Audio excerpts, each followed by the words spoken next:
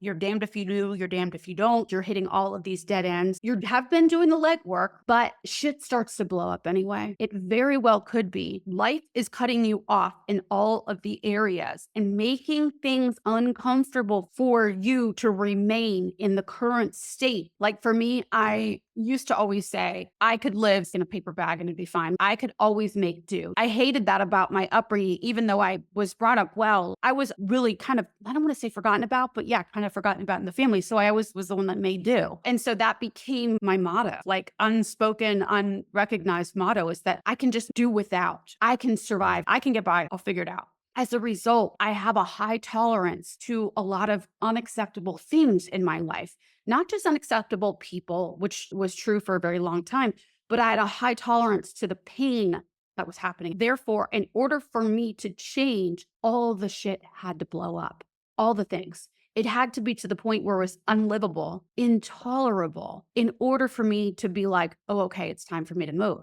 Like there's no other choice but desperation, really. People like to say, oh, I'm just hard-headed. I just don't learn my lesson. It could be this. You, your whole life, have learned how to make do. And if you're a Gen X baby, Gen X, is that right? Not Gen Z. Gen Z's the younger ones, right? If you're a Gen X baby, I think that a lot of us are this way because we had parents that were like, it was like the wild, wild west. I mean, I know that there was plenty of parents before us, but for whatever reason, our parents were completely la-di-da off in some other fucking world, right? And so a lot of us did make do in our life. I was just watching this, there was the Menendez brothers last night, but one theme almost made me uncomfortable is that the dad kept saying, just don't get caught. Dude, my dad like lived by that when he was the head of the DEA.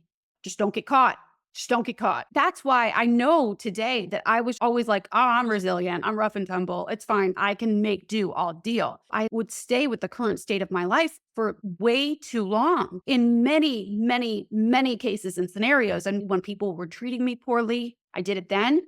Maybe too, because of other things that happened too. But I would tolerate it. I knew that I could because I knew that I had quote unquote tough skin. But just because you can tolerate something doesn't mean that you should or that you want to.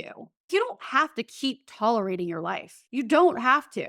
You can actually move to it, at the very least, a different headspace so that you're not just tolerating, that you're seeing the good in your life today. That work alone will change your life. Loving what is, how is this working for you? But if you're telling yourself that you want your life to change, your life is making you uncomfortable right now for you so that you can move to the next frequency, to the next version of you. You can't get there being the person that you are today. You have to make that growth. Life just doesn't give it to you. There's steps that you have to take for you to become the person that is in that life. You've got to put yourself out in the line in whichever way that is. You know what it is. It's usually the thing that you're telling yourself that you either have to quit. You'll tell yourself like either later at night when you can't sleep or when you're driving home from work and you're like, yeah, I really should do that or I should stop doing that, whatever, that thing. Usually. Maybe it's in a couple areas too. Don't just try the bare minimum. Do them all because the more that you do, the more you will grow and the more levels you will go. You create more room for yourself. The more that you grow, the more responsibility that you get, the more freedom that you get.